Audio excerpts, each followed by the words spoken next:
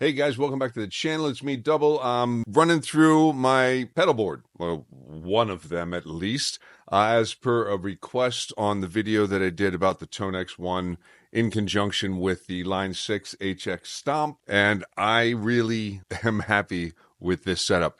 It's convenient, small. I don't need an amp. I can go straight in. I'm going right into my stereo DI into the interface just because that's the way it's wired. I can show up to a gig with the DI and the sound guy can just go boom, boom, left and right XLRs, just like I was a keyboard player, right? And he'll give me what I need in my fills, or I can grab speakers. The request is what's my signal flow, how am I using them together, and to show off a couple of the patches that I have going here in the Line 6 in conjunction with the ToneX. So down here, the ToneX is not controlled via MIDI. It's just I'm either selecting a clean amp, which is going to be the purple, which represents a Soldano SLO 100, or I also have a 5150 in there. And then right now we'll kind of run through my three main patches, which I have A, B, and C down here on the MIDI Captain, running through different patches of effects on the Stomp. Up here, 1, 2, and 3 will control the scenes within the Stomp, which will then turn on or off various effects. And then I have control here of 3 of the effects per patch as well. With this expression pedal not having an active foot switch, anything to turn on or off whatever this is controlling, I basically have it set so that my foot can hit this button and then hit it again to turn it off. You know, when you hit the wah, toe down all the way, and then I can just kind of move my foot out of the way and slide it up and turn it off.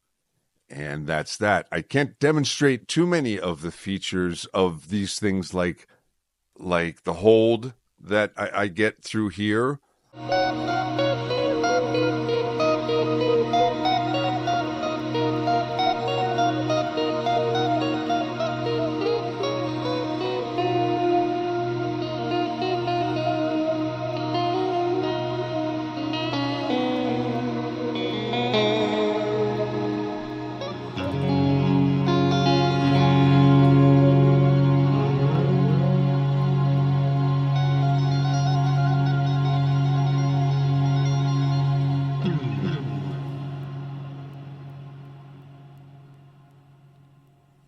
I'm not using a lot of crazy processing within the Stomp. I'm trying to run almost everything stereo before and after, because the ToneX One will run stereo in and out. So if you have like a stereo phaser before your one, and you even are running delays, like anything really that's stereo, and you don't want to lose that stereo imaging, I have TRS cable in and TRS cable out, and it's running TRS out of the loop of the Stomp and then coming back in left and right over here. Signal flow completely would be guitar to the NUX, from the NUX into the pitch box, and then into the Stomp mono, which is then going to hit my front end effects. And I'll show you the software and some of the settings and stuff in a minute. Out of the Stomp's loop, it goes in and out of the ToneX, right back in, and then stereo output of the Stomp goes into the A-Labs delay, the time slip, great delay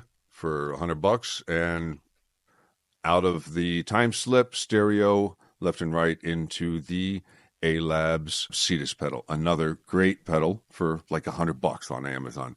So these together, lush and beautiful, and lots of cool control over these alone. They each have a switch to kind of determine what you're going to do, has different kind of controls, and they each have a ramping feature, which is really wild. When it's on, I don't know if you can tell, but the light is changing color there. Yeah, I can change 5 seconds worth of parameters. It's crazy. That's a deep dive. Okay, like those pedals deserve their own, each of their own videos. If you want to see that, leave me a comment below and I'll gladly run through these A-Lab pedals. What I'm going to do is just kind of show how this is going. So here's the guitar into the ToneX Clean SLO 100.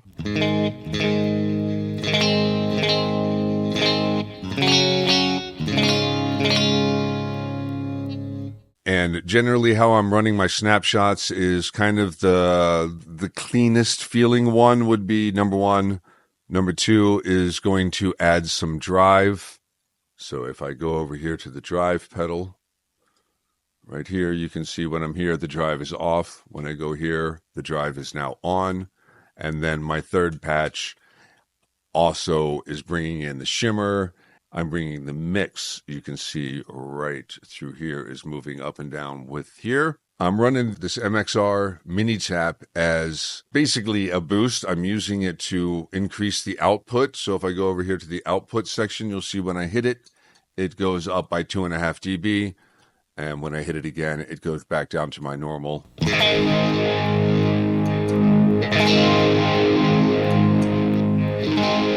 Lushy kind of sound right there on the main preset. And then if I go to the next one, this should add a little drive.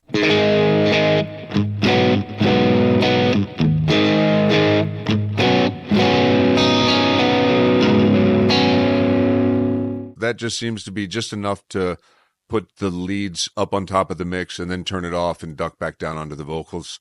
For me, that's how I use post boost. On my big board, I have a actual booster pedal, and this is just replicating that. It's just turning the volume of the preamp up. And that's why, to me, it's post boost, because I use a booster for volume after my preamps and after my distortion so that it just gets a little bit louder, and then you can turn it off and it's off, as opposed to using a boost before, which is going to give you more gain. Look at the drive settings here. This is the Tone Sovereign, and you can see those settings change when I go over to the real clean one. I can bring up a whole different kind of sound here. It's a little more gainy, a little less bright.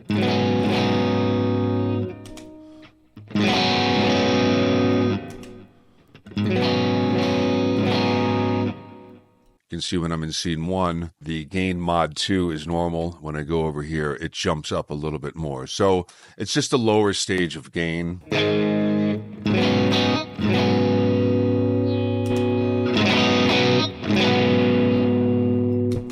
Kicking over to the third one is a little less drive, but it also has a little more compression. It's a little more effect-based. Then you'll see the phaser becomes active and shimmer comes on.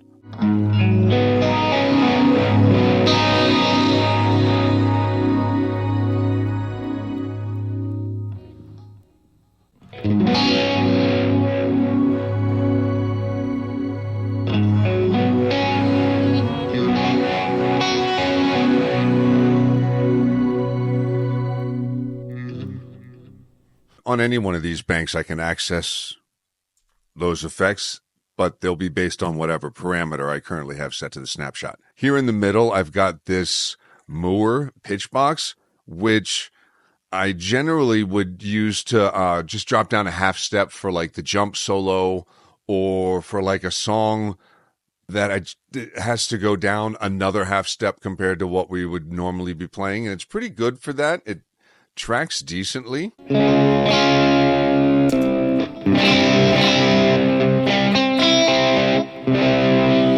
Adds some tinniness when you're using it on a real clean or bright kind of a thing, you know. But what I've really noticed, if you want to get some eddy, especially like the 5150 era, kick that button down to the detune and then bring it over to the number 2. You get the 5150 OU812 era kind of chorusing effect going on.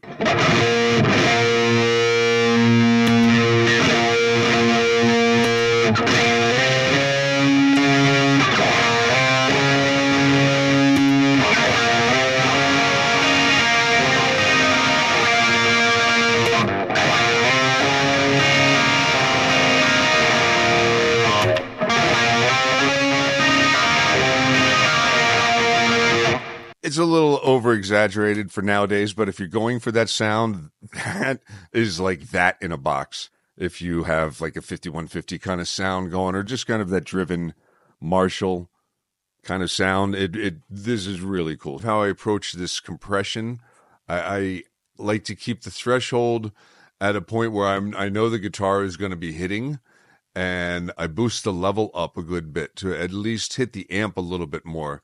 especially if I have a drive pedal in front of it, you see. So right here on this patch, there's drive and compression on. If I go over to this one, that's supposed to turn off, but I changed the settings in the Stomp.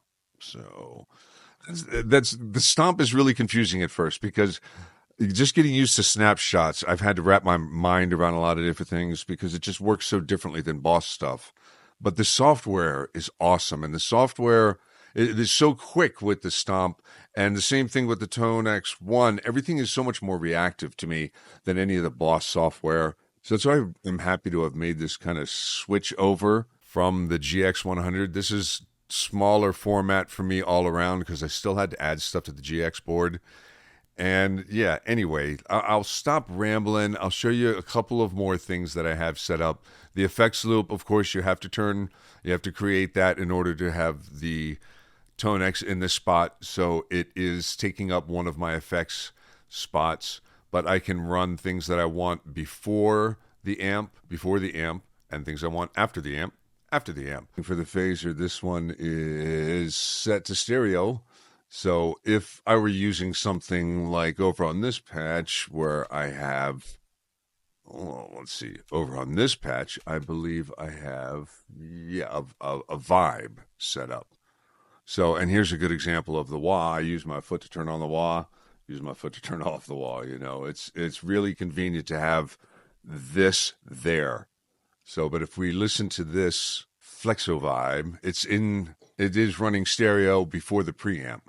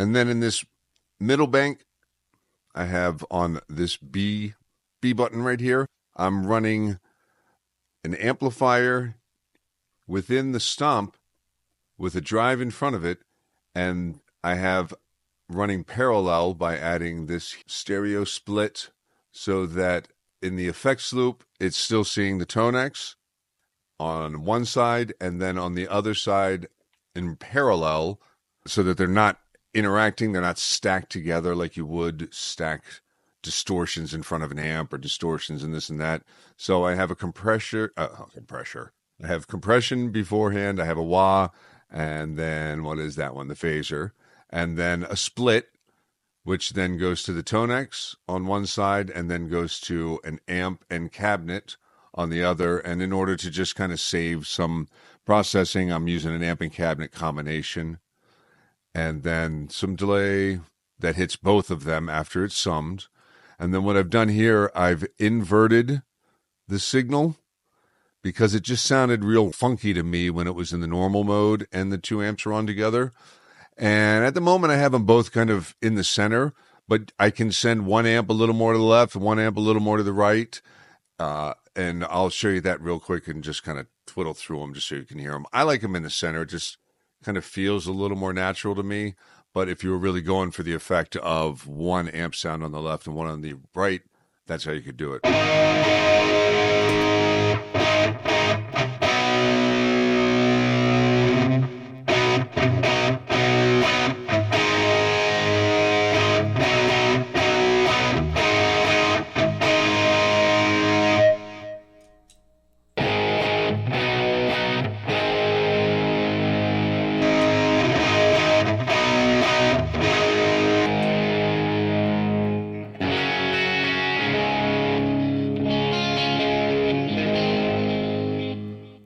So that's the Soldano on the one side, clean, and then I don't even know what amp I have in here, the 2204, so Marshall-y kind of sound. And then there's a drive in front of it that I could turn on or off. Just subtle, just a little bit of fuzz, and it's only hitting the Marshall. I could back it up and have the distortion hit both amps.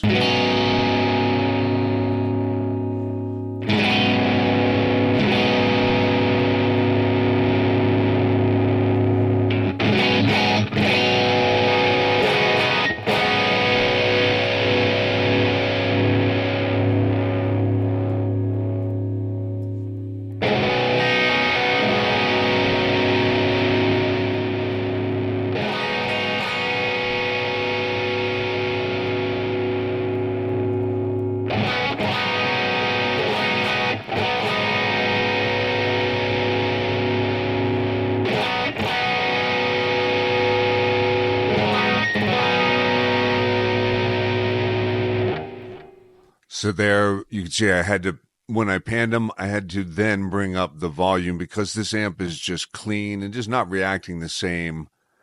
It's just dynamically, it's just a lot quieter. But if I switch over to distortion, all of a sudden that other side that I sent this amp to would be very loud.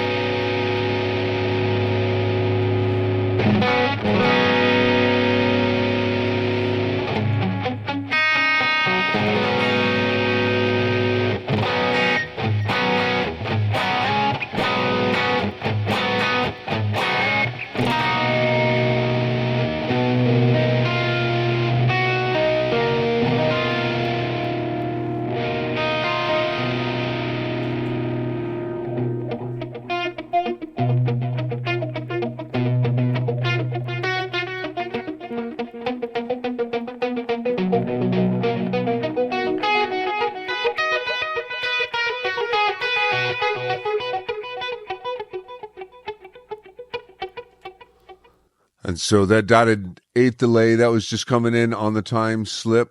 And the thing's awesome, man. It's got a bunch of different delay settings. The first few are standard, just like on the reverb. The first few reverbs are pretty standard ones. But I use the standard ones in here, and then I bring in kind of the crazier fun stuff over here on the other reverb.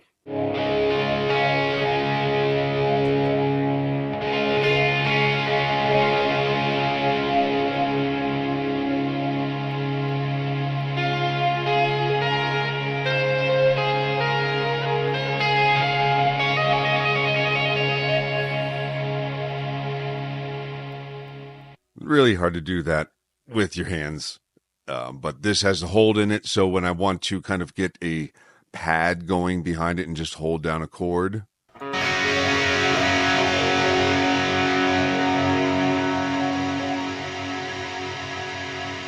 This is a great combination.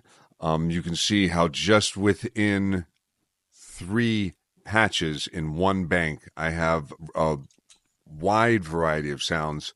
I can run parallel amps.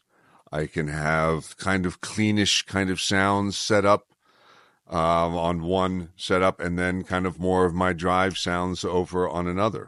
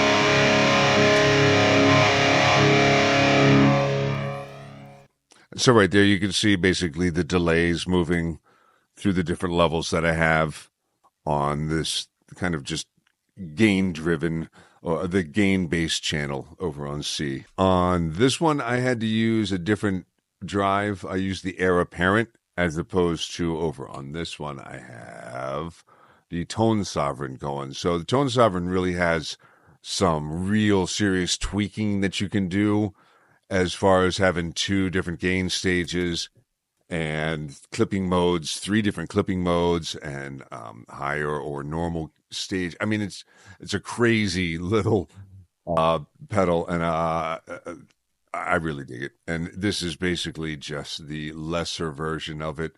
It has a real similar sound, but you're only getting one gain stage and all the other different options. So that's because this particular patch is using a whole bunch of processing through here.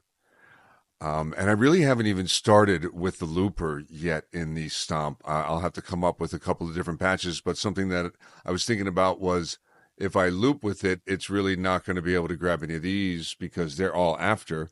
But that also kind of makes it fun. I can come up with a loop and then start to mess with it after. And these things have that analog feel.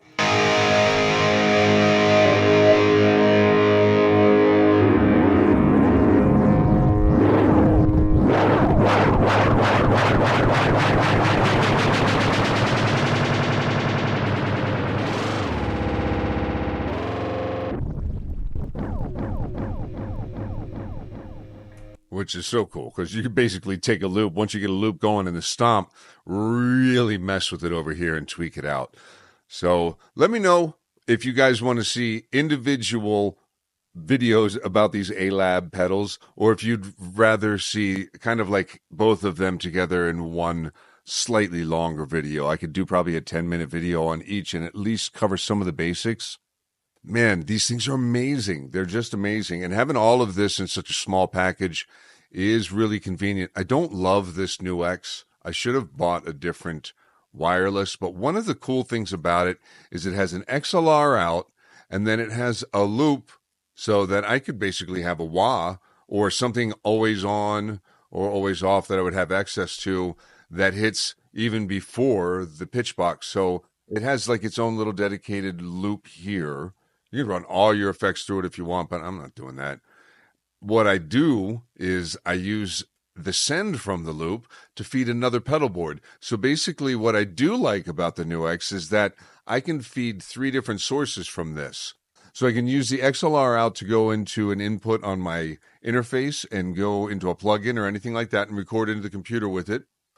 Or I just use the output into this board, or I can use the send from the loop over to another board. So I'm basically feeding three different sources from one unit, and I can always just have the same guitar on, which is a really cool thing. The only problem that I really have with it is that no matter what range of transmission I go through, I get dropouts like left and right. I can't believe while I've been recording, I haven't had any dropouts, but I had 5 of them while I was sitting here getting ready to just record this video.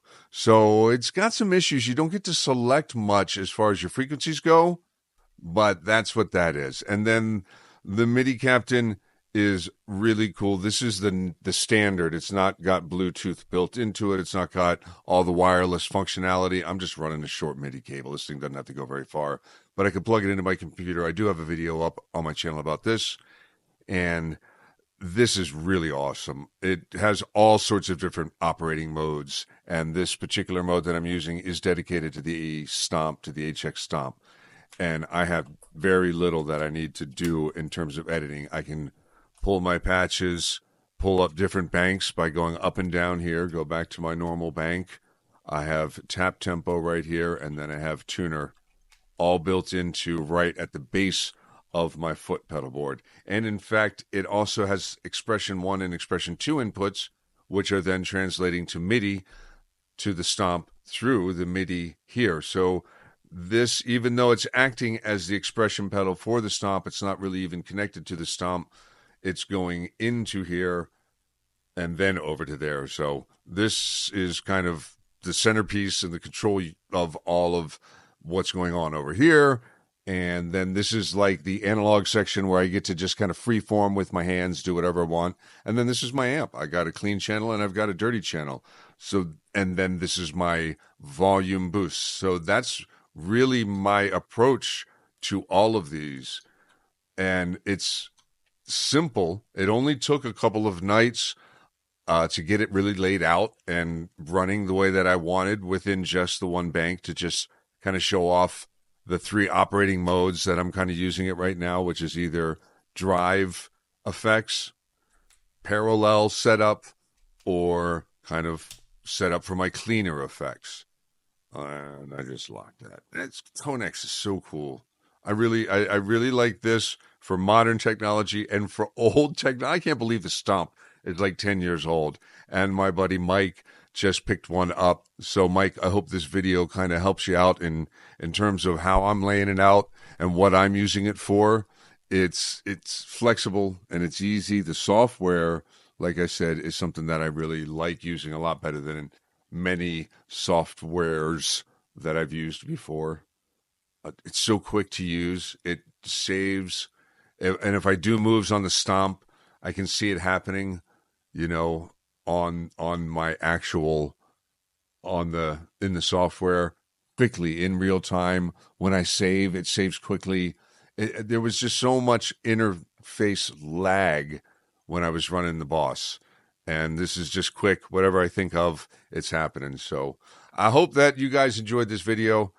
And I know that I could probably talk about it forever and really get more in depth. But there's a lot of videos already about how to control the Stomp. And there's, you know, a couple videos up already about how to use a MIDI captain with the Stomp and how to do all that kind of stuff. So I just wanted to kind of talk about my general signal chain. I like compression before distortion. A lot of people like compression after drive and after your preamp, but I use it more as a booster and as to smooth out my picking. And I find the results are a little bit better there. Sometimes I like phaser before. Sometimes I like it after. You know, sometimes I like a little modulation before. Sometimes I like the wah before. Sometimes I like it after. You can see these 2 effects patches alone kind of move a couple of different things around. So this is a great way to the Stomp is a great way to just see what kind of signal chain you like, what you like and what you don't like, and kind of develop your own sound and attack. And it's been updated a million times. It's literally been updated so many times that if you look up information on how to use it, make sure you look at when it was written, because there might be things that it does slightly differently now. And just getting into the software and creating snapshots just tonight, I knew how to do it and hold down the buttons and do everything from the pedal. I like to learn how to do things from the pedal before I learn in the software. So that if I'm ever in a position on a gig where I need to do something, I can do it physically. But also learning a couple of the tricks in the software, like holding Alt down while doing mouse moves, will then make your moves apply to just that screenshot, snapshot. Will apply those moves to just that snapshot, whereas you would do that by pushing down the parameter buttons while you're editing. So it's deep. It's deep as heck, and I like deep, and I like it when it works simply and it just does what you're trying to do. So hopefully this was a reasonably fun video for you guys, and I thank you for hanging out. You all take care, all right? I'll see you on the next one.